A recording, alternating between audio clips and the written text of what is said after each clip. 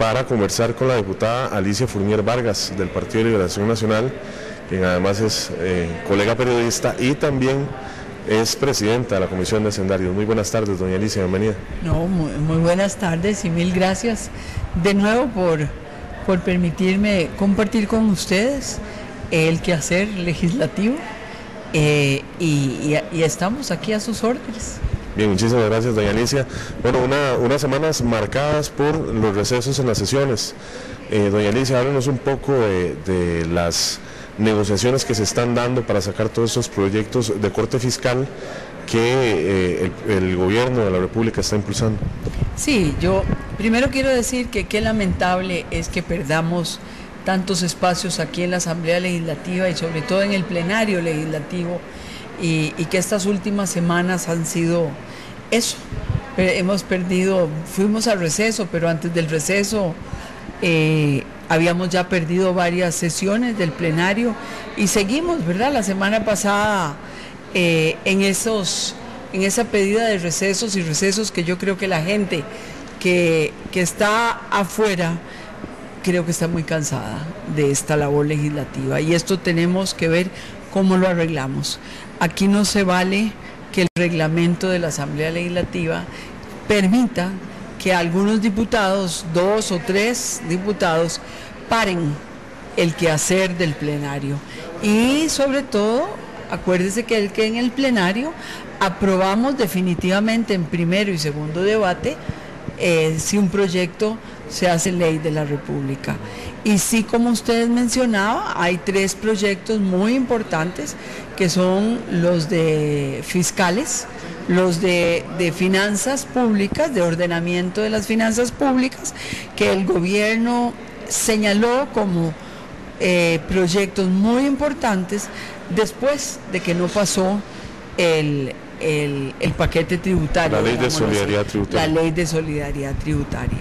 Y que son muy importantes, no porque vengan a darle fondos muchos al gobierno a recoger, sino que le da sobre todo mecanismos a la administración pública para evitar la evasión, para hacer bien los estudios tributarios de cada una de las personas jurídicas o físicas y dar seguridad también a esas personas de que no se les va a violentar ningún derecho de los que tienen. Y luego también hay proyectos que fortalecen, como es el fortalecimiento de las finanzas públicas, que es cierto que todavía lo tenemos en la Comisión de Hacendarios y estamos en audiencias, pero que es un proyecto que va a darle mecanismos a autoridad tributaria, a que pueda tener el ministro de Hacienda muy claro el panorama presupuestario en todas las instituciones, tanto de gobierno central como autónomas, para poder dar lineamientos de política financiera general. Y creo que son proyectos de vital importancia, de ordenamiento de la cuestión pública, y que no se vale que aquí un grupito de personas o un grupito de diputados, y lo digo porque es un grupito, allá pare todo esto. Ha habido, el gobierno ha estado abierto al diálogo, a oírlos, para ver si ellos pueden eliminar las mociones que han presentado y parar estos proyectos. Está Eurobonos, usted lo sabe, que es un proyecto que ya estaba para votar, y el día que vinimos aquí a votar, cuando vimos es que estaba bloqueado con un montón de mociones, yo creo que cerca de más de 20.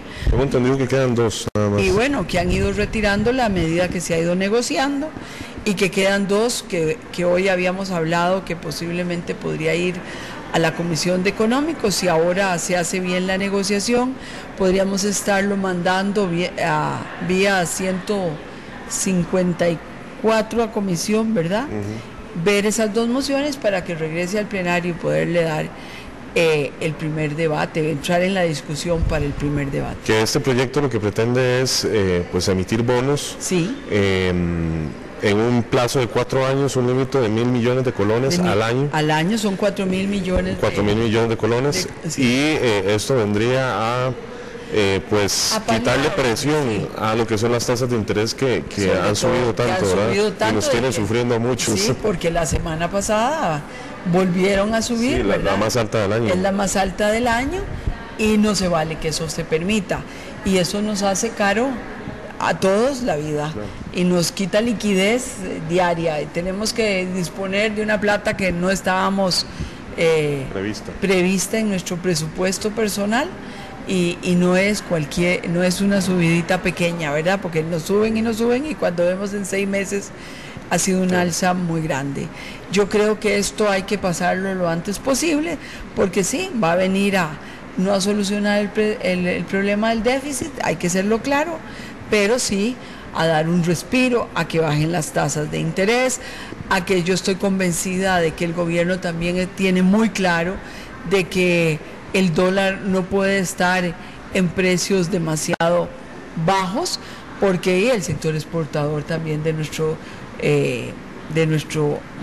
país se ve afectado, y ese es el temor que vimos la semana pasada también del sector exportador, que vino aquí al plenario a hablar, a la Asamblea Legislativa. Entonces yo, resumiendo, creo que es muy necesario, y espero que el compromiso al que se ha llegado hasta el día jueves y al día de hoy es que podamos agilizar este plenario legislativo, y que este mes de agosto sea un mes en que logremos darle una respuesta a los y las costarricenses en positivo. Si no, yo sí creo muy importante, y yo lo digo así claro, creo que hay que señalar ya con nombres y apellidos quienes aquí bloquean el plenario legislativo. Doña Elisa, se refiere usted al mes de agosto, y bueno, hacer un señalamiento muy importante a nuestros amigos televidentes. Acá el plenario legislativo durante 6 meses tiene la iniciativa el mismo. Así es. Y durante los otros 6 meses del año tiene la iniciativa el Poder Ejecutivo. Y el mes de agosto es uno de los periodos de sesiones extraordinarias. Usted ya es la segunda vez que es diputada, doña Alicia, con la experiencia que ha adquirido, ¿cómo analiza este periodo de sesiones ordinarias que concluye el día de mañana precisamente? Mire, yo no lo analizo mal, porque iniciamos este periodo en buena lid y aprobamos varios proyectos como el tabaco, como tránsito, que yo creo que lo debíamos, y yo creo que son proyectos muy importantes que salieron en el primer mes, digamos, del periodo ordinario. Y en las comisiones creo que se ha hecho también un buen trabajo de sacar varios proyectos que venían entrabados desde del periodo anterior, que fue muy pobre, por cierto, ese periodo, y que pudimos en estos meses desde comisiones. Yo sí creo que la labor ha sido mucho mejor. Mucho mejor respecto al año pasado. Respecto al año pasado. Y luego, con respecto, digamos, si ponemos el trabajo de comisiones, que eso es muy importante también que la gente entienda, que aquí no es solo el plenario legislativo en que se trabaja, también por las mañanas y en la primera parte de las tardes, y a veces después del plenario en las noches, tenemos comisiones donde se analizan por temas social, económico, hacendarios, o comisiones de seguridad, comisiones de ambiente, relaciones internacionales, la de la mujer. También se ven temas específicos en los proyectos, que todos vienen a juntarse aquí al plenario, y yo creo que el trabajo es fructífero en este periodo primero ordinario de este tercer periodo legislativo en que estamos nosotros. Creo que el mes de agosto siempre lo he sentido en ese periodo extraordinario como muy pequeño, se nos hace muy chiquito, pero sí es valioso, porque el Ejecutivo puede poner en agenda, ¿verdad?, y en corriente legislativa, y darle un avance a proyectos de gran interés de ellos, que luego los retoma en el mes de diciembre, ya en una discusión ya seguro a abril, más madura, y podemos en realidad hacerlos ley de la República. Claro. Y sobre todo, si me permite, claro, que no se me olvide, estamos en el tercer año de gobierno, y es un año, yo creo que es el año en que culminan los proyectos de mayor interés del Ejecutivo, y aquí tenemos que terminar esa labor. Antes de que revienten los fuegos electorales, que ya sí están encendidos por lo menos. Porque lamentablemente siempre el tema electoral hace lenta a la Asamblea Legislativa. ¿Por qué? Porque los diputados primero se miden más porque está en un periodo electoral, no quieren afectar a X o tal grupo. Creo que eso no debe ser. Creo que nuestra labor legislativa termina en mayo del 2014, el 30 de abril del 2014, y uno debería superar eso, porque tiene que tener uno en mente de que aquí lo eligieron para sacar la tarea legislativa y no la electoral. Pero también muchos diputados, también, bueno, el trabajo electoral, que también no se puede obviar. No se puede obviar, y muchos de ellos asumen algunos compromisos, y entonces se da alguna ausencia en la Asamblea Legislativa que muchas veces también ha entorpecido la labor legislativa. Ojalá nosotros rompamos ese ciclo electoral. El otro día comentaba precisamente José María Figueres, expresidente de la República, que se hacen cortos los 4 años, que él pensaba en 5 años. ¿Usted cómo lo mira? ¿Qué opinión tiene respecto a esto? Yo es la segunda vez que estoy aquí y se me ha hecho más corto que la primera, ¿verdad? Tal vez por también los tiempos en que pasan los años, pasan. Pues sí, además yo siempre digo que entre más viejito uno, más rápido se le va el tiempo. Y también porque los tiempos son distintos, estamos viviendo unos tiempos de mucho estrés, de tensión, de demasiadas cosas, ¿verdad? Aquí la agenda no solo se queda en el tema financiero, en el tema, podríamos decir, en temas como grandotes que antes eran muy importantes. Ahora en el tema de la agenda hay muchos otros temas que todos los días aquí nos llegan por excelencia y que tenemos que ver. ¿Qué prefiere usted? ¿El bipartidismo que le tocó vivir del 98 al 2002? ¿O el pluripartidismo que le tocó ahora en este periodo de 2010-2014? Sí, no, si usted me dice, yo la primera vez fue mucho más fácil. Bueno, también yo era diputada de oposición y también eso cambia, ¿verdad? Pero es más fácil llegar a consensos, porque entre menos personas participen en buscar una solución, aunque tengan diferentes puntos de vista, si son 3 personas, es muy fácil, es más fácil que cuando usted pone a 8 personas a buscar consenso sobre un tema. Y eso es lo que me está pasando ahora, y seguro es que lo veo así. La otra vez era mucho más fácil el consenso, éramos 2 partidos grandes, pero habían 3 o 4 partidos más pequeños que había que tomarlos siempre en cuenta, pero era mucho más fácil para el gobierno, me imagino, consensuar con ellos para luego consensuar con nosotros, que éramos la oposición mayoritaria. Y ahí en alguna manera se logró sacar proyectos tan importantes como la ley del trabajador, y que también eran muy discutibles, o la ley de calidad, del sistema de calidad, donde crió el sistema de calidad, también una ley que ha sido ahora en estos tiempos tan importante haberla aprobado. Pero también ahora, bueno, es muy difícil llegar a consenso, eso es lo que nos ha pasado, pero también yo a veces digo, hay una representación que yo lamento que no sea, que a veces la división que ha habido en la oposición no nos ha permitido tener como un claro panorama de lo que cada uno de esos partidos de oposición quiere, porque usted lo vio, del PAC habían 2 grupos en la cuestión tributaria, y por eso también pienso que que no se pudo aprobar. En la misma Libertarios hemos sentido 2 o 3 grupos también que a veces tenían una posición, a veces aprobaban unas mociones unos y otros estaban en contra.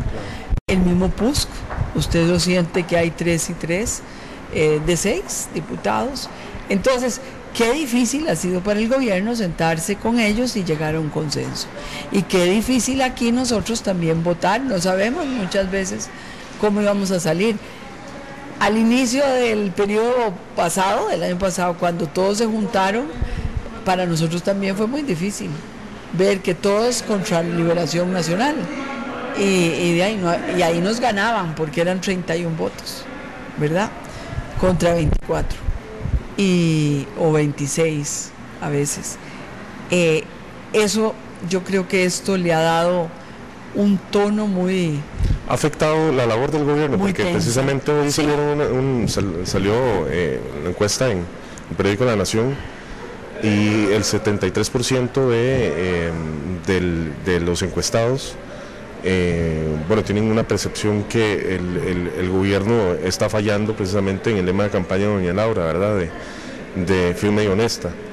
¿Cree usted que esta labor de la Asamblea Legislativa ha afectado el desempeño del gobierno y su imagen? Sí, y yo también tengo que reconocer que hay unos compañeros diputados de oposición que desde el principio uno los tiene señalados como diputados que tienen mucha experiencia y diputados, ¿qué le puedo decir?, que han hecho un control político aquí extremo, y esa voz cantante siempre, lamentablemente, en los medios de comunicación se oye más ellos que la voz del gobierno.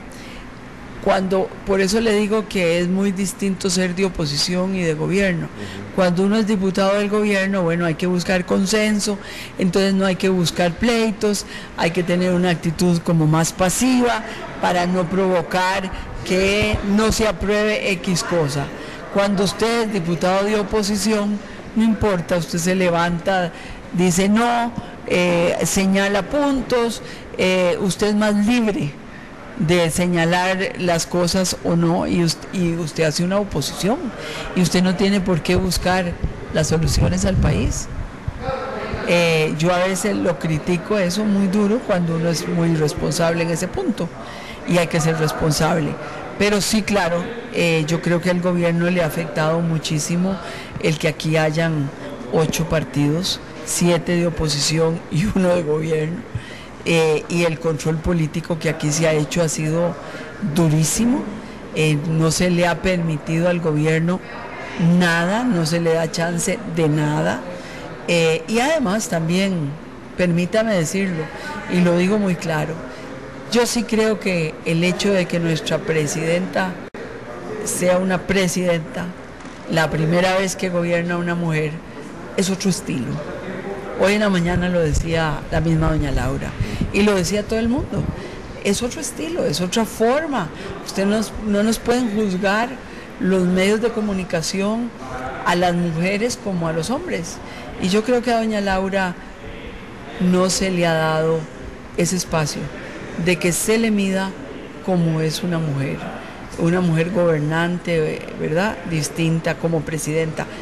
No habría que esperar que ella de ahí se hiciera de la vista gorda y no señalara el problema de la caja, porque ella tuvo la sensibilidad que no tuvieron los presidentes anteriores, porque el problema de la caja, según vemos ahora en la comisión, tiene 23 años, ¿verdad?, de venirse acumulando y acumulando. Yo me acuerdo con la ley del trabajador, cómo se señalaron problemas en el INEM. De hecho la ley del trabajador viene precisamente a ofrecerle una respuesta a las personas que eventualmente nos quedaríamos, por lo menos entre ellos, ¿verdad?, sin pensión. Sin pensión.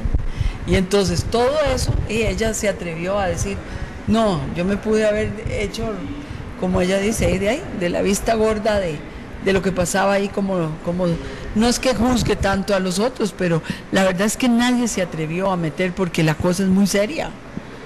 y es un problema político, además de económico y social, y de falta de solidaridad, de revisar el régimen si estaba funcionando o no, como tiene que ser, solidariamente. Pero ¿cree usted, doña Alicia, que este puede ser un reflejo de cómo está el país? Sí. Posponiendo decisiones importantes, haciéndose de la vista gorda ante corrupción evidente, porque hay que decirlo también. Que no es de estos años. No, que no es de estos años, es una corrupción que ha venido, claro, carcomiendo el país en carcomiendo el país. Claro. Y sobre todo... Y la falta de solidaridad, que es lo que usted señala también, doña Alicia. Hay gente, ¿verdad?, que no precisamente es la gente pobre, sino es la gente que más dinero tiene, que siempre trata de ver por dónde se zafa la responsabilidad social que tenemos como país, ¿verdad? Que nos distinguió como país en Latinoamérica, en el mundo. Diferente, y que creamos un régimen solidario que ahora ya no es tan solidario, ¿verdad? Claro. Y sí es cierto, también, yo digo que también es como es cultura, es crear una cultura de entender que tenemos que cambiar y que tenemos que también ser positivos en estos mismos momentos, que tenemos tantos problemas. Bueno, hay que tratar de entrarle, de buscar solución, y que la solución no es una solución que la va a dar una persona o un grupito de personas, no, es una solución que tenemos que construirla todos. Y yo sí creo que todos tenemos responsabilidad, tanto en el sector público, tanto en el sector privado, tanto la gente, todos nosotros tenemos que darnos conciencia, debemos formar una conciencia de que tenemos deberes, que tenemos derechos, pero que tenemos deberes, y que todos debemos ahora ser conscientes de eso y contribuir a ver cómo se arreglan las cosas. En la caja hay que ver también los asegurados, y el otro día lo señalaban, cómo manejan las medicinas. Si yo recojo un paquete de medicinas o me mandan unas medicinas, yo las recojo, yo las uso, pero no, ¿verdad? Busco otra vez la medicina y busco otra vez la medicina que no utilizo y las guardo y las acumulo. Mejor es decir, no me las dé, porque usted ve la cantidad de millones de colones que se han perdido en eso, o que gente que se las dan, hacen los paquetitos y ni las recogen. Entonces, creo que en esos hechos así pequeños, en un funcionario, cómo atienden en la caja a un asegurado, hacerlo bien, nada cuesta el servicio al cliente en la función pública. Eso nos ganaría tiempo, porque entonces se atendería ágilmente a la gente. Pero eso de que usted llega a la ventanilla y de repente, porque me ha pasado a mí, y me pasó en el Hospital San Juan de Dios, que llegué a la ventanilla, iba creo era cirugía menor, y llegué, y la muchacha que nos estaba atendiendo con la señora anterior, que él llegó, le dice, me tocó la hora de ir a tomar café. Sacó un cepillo, se peinó con el cepillo, ahorita vengo porque voy a ir a tomar café. Y ahí hasta ahí llegó la fila. No había nadie que llegara a seguir atendiendo a la gente. La muchacha, no hubo un interés de, tal vez la señora tenía algún apuro y la saco y pido un espacio para que me entiendan. Son ejemplos que lamentablemente creo que todos podemos dar, ¿verdad? Todos. Y uno mismo como asegurado, ¿por qué ir a sacar una cita porque me dolió la uña, verdad? Sino que pensar, no, el seguro, mire, es una maravilla, el hospital, que usted va a hacer cirugías cardiovasculares, ¿verdad? Cambiaron hasta también las enfermedades en este país. Ahora tenemos enfermedades de país desarrollado y no de subdesarrollado, ¿verdad? Ya nos dan úlceras y nos dan infartos, ¿verdad? De país desarrollado, porque vivimos en un estrés terrible. Sí, claro. Bueno, yo creo que eso también la caja, no sé si se preparó para esos cambios que le llegaron así, entonces tenemos que dar ese espacio. También yo sí creo que De ahí, a doña Laura le tocaron estos problemas así, ella enfrentó lo de Nicaragua, hoy lo decía una compañera y se lo reconoció, cómo lo enfrentó, no se hizo de la vista tampoco o dejar pasar y no hacer el enredo grande, se le paró a los nicaragüenses, a las autoridades nicaragüenses, hasta aquí llegaron, aquí vamos a defender la soberanía de este país y se ha defendido y se sigue defendiendo. Yo creo que hay estilos y que tenemos que aprender que las mujeres tendrán un estilo diferente a los 47 gobernantes que hemos tenido anterior a ella. Muchísimas gracias, doña Alicia, de verdad que un placer conversar con usted. ¿Algún mensaje final para los televidentes? No, más bien agradecerles a todos y a mí más bien, si usted me permite, invitarlos a que sigan viendo este programa, porque yo creo que este programa hace que la gente entienda la labor de la Asamblea Legislativa y ustedes lo han hecho desde que yo vine esta vez, todos los días aquí trabajando, y creo que es importante darle seguimiento, invitarlos a que sigan prendiendo la televisión a partir de las 3 de la tarde con el programa desde la Asamblea Legislativa. Muchísimas gracias, doña Alicia. Más bien, se me queda un temita, a ver si rápidamente lo podemos tratar. La ley de delitos informáticos. Sí. Que, los medios han criticado inmensamente la limitación que se quiere hacer a la prensa. El otro día lo hablábamos con José María Villalta. Coincidimos en que es una aberración, ¿verdad?, tratar de que se dé de esa forma, pero qué raro, esos medios no vinieron a darle seguimiento a las comisiones, ni darle seguimiento a las mociones, ni darle seguimiento cuando fue aprobado en primer debate, pero ya cuando no leyeron, ya ahí sí hay problema. Eso hace falta, estar aquí dándole seguimiento cuando uno tiene interés. A mí me preocupa, sí, el coartar la libertad de los periodistas y de las periodistas. No se debe ser, la libertad de prensa hay que seguirla defendiendo, pero también yo desde el otro lado veo que también hay necesidades de que ciertas informaciones, y lo defiendo, porque hay que respetar el derecho de las personas. Yo estuve en la comisión que investigó a ver si le levantábamos la inmunidad a don Jorge Angulo. Y esa comisión, bueno, según el reglamento de la Asamblea Legislativa, se formó con 3 diputados y fuimos a reunirnos y recibimos de la Corte Suprema de Justicia y del magistrado Chinchilla, le pedimos documentación, porque teníamos que investigar sobre una documentación que no teníamos y que solo la Corte tenía, pero ahí en una carta muy claro, y yo ahí lo entendí, el magistrado Chinchilla nos decía, mire, esto está en investigación, tenemos las acusaciones que se le hicieron al señor diputado, tenemos también las declaraciones del señor diputado y de otros testigos, pero esto todavía no ha sido juzgado, esto no ha terminado en la Corte, está en un proceso judicial, y según